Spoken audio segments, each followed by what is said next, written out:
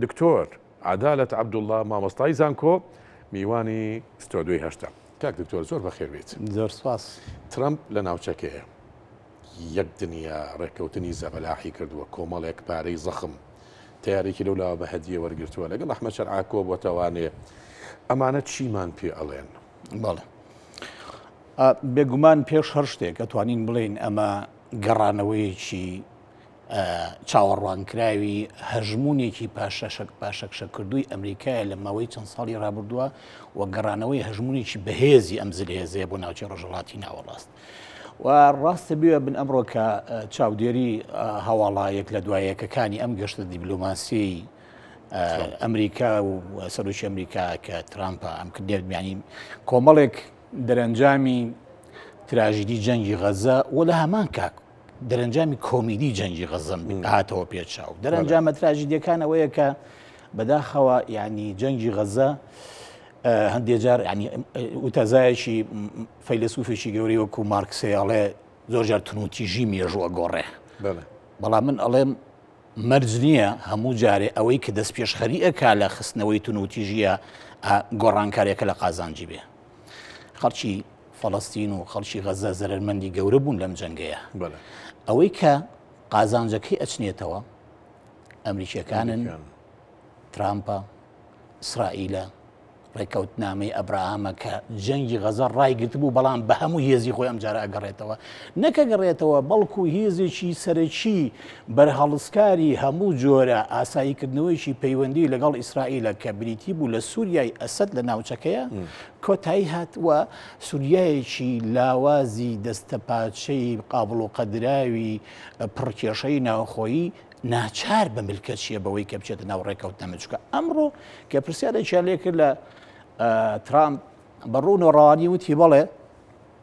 پێم وتووە ئەبێ خۆیان ئامادە بکەن بێنە ناو ڕێکەوتنامەکەوە. بەڵێ وتی پێم وتووە کە ئەبێ خۆیان ئامادە بکەن ئەوان شتیانە بەڵێ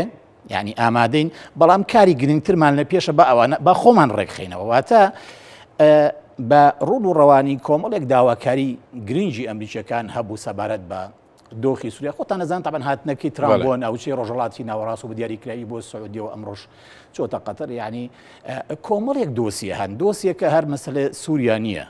دۆسیەی بۆ نمونە ئەو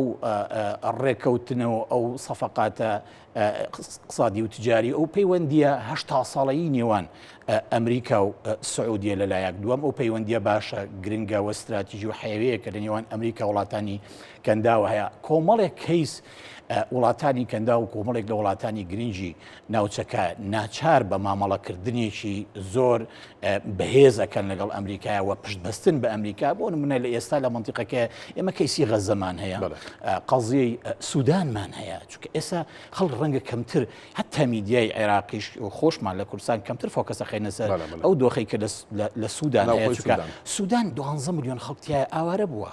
یعنی لە سا 85 خەڵکەکەی لە دۆخی مەجاعەیەژی باشە نزیکەی 4-5 ملیۆنی ئاوارەی وڵاتانی دەرودراوسیە بوون. ئەمانە ئەزمەیەکی ئینسانی زۆر گەورەیە کە لە ڕاستیە ئەبێتە مای دروستکردنی کۆمەڵێک کێشەی گەورەتر بۆ ناوچەکە. سعودیەیەکە لەو وڵاتە عەرەبیانەی کە هەستەکە بەشێکی عەبی ئەم با بڵێن کارە ساتە مرۆییانە ئەکەوێتە سەرشانی وڵاتانی کەندا و ناچارە مامەڵە بکەن. وڵاتێکی عەرەبیە ئەبێت عاملی لەگەڵا بکات، چونکە با بڵێن ئیتیحادی ئەفریقی هیچی پێ نەکرا، نەتەوە یەکگرتوەکانی هیچی پێ نەکرا. بۆیە ئەو کەیسەیەک لەو کەیسانە بێگومان کە باس کراوە ئەمڕۆ لە گفتوگای. یەک کەیسێکی تر کەیسی یەمەنە، بێگومان بە ڕادەیەکی زۆر بەشداری ڕاستەوخۆی سوپای ئەمریکا و هێزی ئاسمانی ئەمریکا لە جەنگی یەمەنە جەنگەکەی حەسم کرد. یعنی بەڕادەیەک تا توانین بڵێن کە ئەمڕۆ ئەو پێشوازیە هەرە گەورەیەی کە لە ڕیاض لە ترامپ کرا وەکو جۆرێک لە سوپاسگوزاریە بۆ، چونکە هاوسەنجەکە تێک چوو لە ڕاگەاندنەوە باس کراوە دکتۆر کە پارە تێنیە بمان پارێزە. ئەم قسەی ڕاستە؟ چۆن؟ پارە تێنیە بڵێ بمان پارێزە. ئەمە مەبدەئێشی خودی ترامپ خۆیەتی پیاوێکە ینی قەناعەتی ینی یەکێک لەو سیاست مەدەرانەی کە باوەڕی بە پاسەوانیکردنی هیچ ناوچەیەکی جیهان نییە بەبێ بەرامبەر معتەقەدێکی سیاسی ئەڵێ عەرە بڵێ ڕاستخە لەلای قەناعەتی وایە کە ئەبێ ئەمریکیەکانی تر پێش هەر شتی ڕەچاوی بەرژەوەندیە استراتیژی و ئابوورەکانی خۆیان بکەن و ئەمریکا پۆلیسی پاراستنی هیچ ناوچەیەکی گەڕگرتو و پڕ لە تونوتیژی و ململانیە نییە. ئەرچی ئەمریکا بێگومان ئەرچی ئەمریکا ئەوەیە کە بکە وەکو زلهێزێک لە سەر ئاستی دنیا مامەڵە لەگەڵ هەموو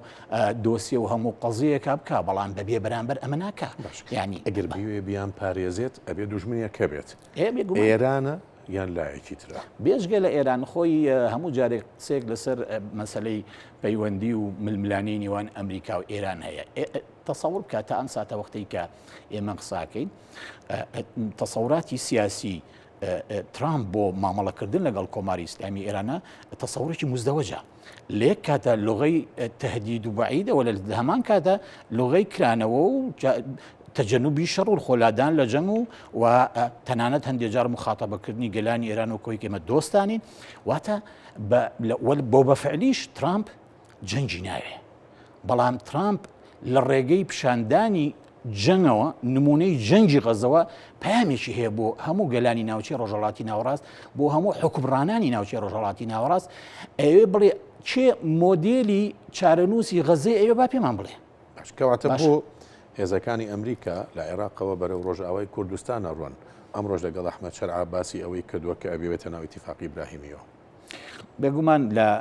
دۆسیەی سووریا دۆسیەیەکی ئاڵۆسە ئەوە بە تۆزێک بەڕاشکاری قسە بکەین ترامپ ڕەنگە یەکێک لەو مژدە گەورانەی کە ئەمڕۆ بۆ خەڵکی سووریایی هەبوو بریتی بوو لە هەڵگرتنی بڕیاری هەڵکردنی سزاکانی سەر سووریا و بەڕاستی ئەم ئەوی من متابعام کرد ئەمڕۆ لە زۆربەی زۆری شارەکانی سووریا ئاهەنگی ڕدراوە بۆ چونکە ئەو سزانە دەمێ ساڵە هەیە نزیکەی 20 ساڵێک کە سزا لەسەر ڕژێمی سووریا هەبووە و حکوومەتی سووریایی تازەش بێگومان میلادگیری ئەو دەسەڵاتەیە ئەو سزانەی هێشتا لەسەرەکە ئەم سزانە هەڵەگیرێ بێگومان بەرامبەر نییە ئەمریکیەکان ژمارەیەک داواکاریان هەیە لە حکوومەتی نوێی سووریا لەوانە بۆ نمونە بەڕوون و ڕەوانی نێشاردەوە ئەمڕۆوتی داوامان لێکردن بێن ناوڕێکەوتناوی ئیبراهیمە واتە کۆتایی بەو خەیاڵدانە سیاسیە ڕادیکاڵە جیهادیە ینی کۆتایی پێدێک کە ئیسرائیل دوژمنە ئیسرائیل ئەبێ وەکو شیعارەکەین بخرێتە دەریا و ئەبێ کۆتاییکەم کاک دکتۆر لە شەڕی حکوومەتی ئێستای سووریا و دروزەکانە ئەگە بینی بێتە دووسێ دیمەن دەرکەوت یەکێک لەوانە دووسێ کەس لەوانەی کە چەکداری حکوومەتی ئێستای سووریا بوون شەڕیان هەبوو لەگە دروزەکانە لۆگۆی داعش بەسەر باڵیانەوە بوو بەڵێ بێگومان یعنی بۆیە یەکێک لە داواکاریەکان ئەمڕۆ توانین بڵین ئەمڕۆی سووریا جیاوازە لەگەڵ دوێنیا پاش چاوپێکەوتنی ئەحمەد شەرع و ترامپ ئەو شکلانە بوونیان نامێنێ لە سووریا یەکێک لە داواکاریەکانی ترامپ ئەمڕۆ لە دانیشتنەکەی ڕاضە کە بە لەو ماوەکەمەی کە دانیشتون پێکەوە طبعا هەر خۆی نەڕۆیشتنی بۆ سووریا مەسەلەکە مەسەلەیەکی ئەمنی نییە بابزانن پەیامێکی تیا هەیە کە ڕاستە ئەمە فرسەتێکی گەورە ئەدەینەوە بە دەسەڵاتی تازەی سووریا کە ئێمە هەموو ئەو سزادانیان لەسەر هەڵگەین بیرە نەچێ بەشێک لە سزاکان پیانەوتێ سزای قەیسەر ئەو سزایانەی کە زۆرترین زیان بەر دەوڵەتی سووریا کەوتووە و زیان بەر هەموو ئەو وڵاتانش کەوتووە کە لە ماوەی ڕابردووە ویستی بێتیان یا کردی بێتیان پەیوەندێکی بازەکانیش کە جەناب قساکی دیمەنەکان دیارە لێتوانێت دانیشتنی ترامپ وەکو محاسبەکردنە وەک زیاتر لەگەڵ ئەوەی سەرۆکی دوو وڵات دانیشتو وەکو تەلقینە بەڵێ ئاگادار بن ئەمە بکەن و ئەمە نەکەن ئەگەڕینەوانێ بۆ هەر ڕۆژهەڵاتی ناوەڕاستە ئەمێنیەوانێ چەکدانانی پەکەکە و خۆ هەڵوەشاندنەوەی چ کاریگریەکی لەسەر ناوچەکە بێت بۆردومانەکانی تورکیا بەردەوامە بن بە بیانووی بوونی هەڕەشەی تیرۆر وەکو خۆیان باسیەکەن لە مۆدووە ڕوون و ینی ڕاشکا و بیڵێن تاکو ئێستا ینی تێگەیشتنیەکی ڕوون نییە سەبارەت بە قۆناغی دوای ڕاگەیاندنی چەکدانان نە لە لای تورکەکان هەیە نە لە لای پەکەکە خۆشی هەیە بۆ چونکە مێژوویەک لە تونوتیژی و بەریەکەوتن و خوێن ڕشتن هەیە مێژوویەک لە بێمتمانەی هەیە مێژوویەک لە ئاگربەست و دواتر کۆتایی هاتنی ئاگربەست و دەستپێکردنەوەی جەنگ هەیە دووەم ئەو سیناریوانەی کە لای پەکەکە هەیە بۆ جێبەجێکردنی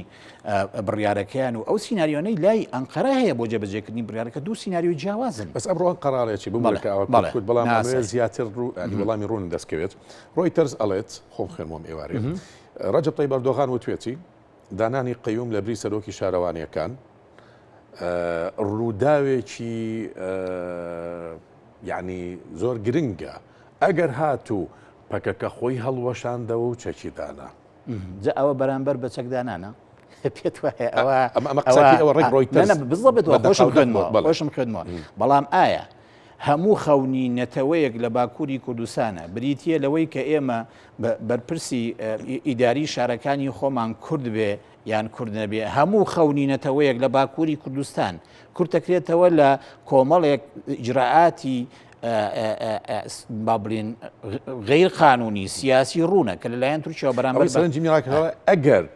پەکەکە چەک دانێت بەڵێ بێگومانە ئێستاش بە زمانی گومانەوە قسە بێگومان ئەوان تەبەن مامەڵە لە مواکەبەی ڕووداوەکەن یعنی ڕووداوەکان هێشتا هیچ ئاماژەیەکیان نییە کە پرۆسەی جێبەجێکردنی بڕیارەکە ڕاستە ئێستا پەکەکە ئەوەندەی کە معلوماتی هەتاوەکو دوێنێش هیچ جۆرە بەریەکەوتنێکی ئەسکەری ڕووی نەداوە یان لانی کەم لای پەکەکەەوە شتیوا ڕووی نەداوە ڕاستە تۆباران هەیە لەلایەن تورکیاوە بەڵام پەکەکە لای خۆیەوە هەموو جۆرە جەیەکی ڕاگرتووە لە بەرامبەر تورکیا بۆ ئەتیبارەی کە لەمان کۆنگریان بەسەوە بڕیارێکیان تیاداوە ناشیانەوە بکەونە جۆرێک لە ناکۆچی و لە هەڵوێستی خۆیانە بەڵام لە ڕاستیە بڕێکی زۆر لە حەزەر وریایی هەیە لە پرۆسەکەیە چونکە بە دڵنیاییەوە ئێستا پێویستی بە دەستنیشانکردنی ئەو هەنگاوانە هەیە کە لە دوای بڕیارەکەەوە دێتە ئاراوە چێ ئەبێتە میانگیر لەم بابەتەیە طبعا من بیستم لەم یەک دوو ڕۆژەیە کە گوایە ئەمریکیەکان ڕۆڵێکیان هەیە لەم مەسەلەیە خۆت دەزانی دەنگدانەوەیکی باشی هەبوو بڕیارەکە لە ناو هەموو ناوەندە نێو دەوڵەتەکان زۆربەی وڵاتەکان پێشوازیان لێ کردو ئەمەش لەبەر هۆکارێکی زۆر تەقلیدی زۆربەی زۆری وڵاتانی دنیا لەگەڵ ئەوانین کە جەنگ لە جەنگی نێوان پەکەکە و تورکیا بەردەوام بێ لەگەڵ ئەوان کە سەقامگیری سیاسی و ئەمنی بۆ وڵات بگەڕێتەوەەوە ئەم کێشەیە کۆتایی پێ بێ کە لە ناوەڕاستی هێشتاکانەوە هەیە ئەمە یعنی هەڵوێستێکی تەقلیدیە بەڵام گرنتیکردنی جێبەجێکردنی بڕیارەکە تاکو ئێستا نەلای پەکەکە بە تەواوەتی ڕوونە نە لە لای تورکەکانیش ڕوونە بۆیە ئێستا خاڵی هەرە گرنگ ئەوەیە هەنگاوی قۆناغی داهاتوو چێ میانگیریەکە چێ ئەو بڕە لە متمانەی لا هەیە کە هەردوو لا قەنەعەتیان پێ بێ کە سیناریۆیشی دیاریکراوە هەیە بێ هەمویان پابەندی ئەو سیناریۆ بن بۆ جێبەجێکردنی بڕیاری هەڵوەشاندنەوەی پەکە و کۆتایەتن بە جەنگ ئەمە بابەتێکە ئەتوانین بڵێن یەکێک لە هەرە تەحەدیاتە گەورەکانی بەردەم ئەوەی کە پێوترێ پرۆسەی ئاشتی لە باکووری کوردستان چونکە ڕاستە ئێستا جۆرێک بۆتە ماڵ لەسەر دوو گەورە سیاست مەداری تورکی یەکێکیان سەرۆکی مەهەپەیەوە و تریشیان سەرۆکی با بڵێن تورکیا خۆیەتی کە مەبەستمان لە ئەردۆغانە لەگەڵ بەوادری چارەسەری ئاشتین بۆ کێشەی کورد لە تورکیا بەڵام لە ڕاستیە ئەوان تا ئەم ساتەوەختش کە قساکەین تایتڵێکیان بۆ دۆزیەوە کە ئەو تایتڵە تا ڕادەیەکی زۆر هەم لە ڕاوچێ لای سەرتاسەری هەر کوردێک دروستەکە لە سەرتاسەری کوردستانە و دڵ ڕاوچێ بە پلەیەکە بۆ پەکەکە خۆی دروستەکە چونکە تایتڵەکە تایتڵی کۆتاییهێنانە بە تیرۆر تایتڵی چارەسەری سیاسی کێشەی کورد نییە باشە یەکێک لەو هەنگاوانەی کە بێگومان پێویستەکە بۆ نمونە لە چوارچێوەی ئەو خاڵانەیە بێ کە ئەبێ وەکو سیناریۆیەک بۆ جێبەجێکردنی قۆناغی دوای بڕیاری هەڵوەشانەوە بێتە ئارەوە ئەبێ خاڵی بۆ نمونە ئازادکردنی عەبدوڵڵا ئۆجەلان بێت باشە بۆ ئەوەی عەبدوڵڵا ئۆجەلان خۆی وەکو سەرکردە و عەرابی ئەم بڕیارە خۆی سەرپەرشتی قۆناغ بە قۆناغی بڕیارەکە بکە و لە هەمان کاتە بێگومان پێویستیت بە چەند لایەنێکی تری نێودەوڵەتیش دوا پرسیاری من بە دوو بەشە بەشی یەکەمیان بنکەکانی پەکەکە چی لێت ئەمە یەک دوو ئەوانی لە زیندانەکانان ئەوانەشی لەوەتی پەکن بەو شاخەوەن کە جاریچ بگەڕێنەوە ناو تورکیا چۆن مامەڵەیان لەگەڵاکە ئەگە بە کورتی بێ زۆر سپاس هەڵوێستێکی دیاریکراو نییە کە دەستنیشانی ئەوە بکە کە پەکەکە چۆن تعامل لەگەڵ ئەو بنکە سەربازیانەی خۆیەکە لە ناوچە جیاجەکانی قەندیل ئایا چۆڵیەکە ئایا چەکدانێ ئایا چەکدانانەکە چەکدانان ڕادستی شەیەکرێ و لە هەمان کاتیشە بۆ پرسیارێکی بەرامبەریش نەکەین ئایا ئەگەر بێت و ئەمە بچێتە بواری جێبەجێکردەوە بۆ نمونە بە شێوەیەک لە شێوەکان قەندیل چۆڵ بکرێ ئایا چ زمانێکەیە چ زمانێکی ئەوە ئەکرێکە قندیل هێزێکی کە جێگەی ناگرێتەوە کە نابێتە هەڕەشە بۆ سەر ئەو کاتە بۆ سەر ئاسایشی ئێران و تورکیا و هەرێمی کوردستان ینی ئەمانە کۆمەڵی بابەتن کە پێویست ئەکا بێگومان ئەگەر ویستێکی ڕاستەقینە هەبێ بۆ چارەسەری کێشەی باکووری کوردستان و کۆتایی هاتنی ئەوەی خۆیان نایان لێناوە کۆتایی هاتنی تیرۆر ئەبێ وەڵامی تەواوی بدرێتەوە ژیرا زۆر زەحمەتە بە ئاسانی ئەم پرۆسێ بچێتە پێشەوە. زیندانەکان زیندانەکانیش بامان شێوە پێویستەکە لانی کەم لە قۆناغی یەکەمە کارکتەرە هەرە سیاسیە دیارەکانی کورد لە باکوور هیچ نەبی ئەگەر ئەوانیان کە زۆر لەسەر کەیسی پەکەکە زیندانی کراون لانی کەم بەشێک لەم سەرکردانیان ئازاد بکرێن ئەوانەی کە حکمی گەوریان لەسەر حکمی هەیەیانە هەیە حکمی 2 ساڵە پێ 5 ساڵە هەیە 20 ساڵە ئەمانە ینی بادیرەیەک لە دەوڵەتەوە هەبێ ڕەنگە بڕێکتر لە دڵنیایی بگێڕێتەوە بۆ پرۆسەکە. دکتۆر عەدالەت عەبدوڵڵا مامۆستای زانکۆ وەک پێشتر کە بە عەرەبی چێژم بینیوە لە گفتوگۆکان لەگەڵ تا ئێساش بە کوردی هەم گفتوگۆم لەگەڵا کردیت سوپاس دڵنیام کە بینێرانیش چێژیان بینیوە زۆر سپاس.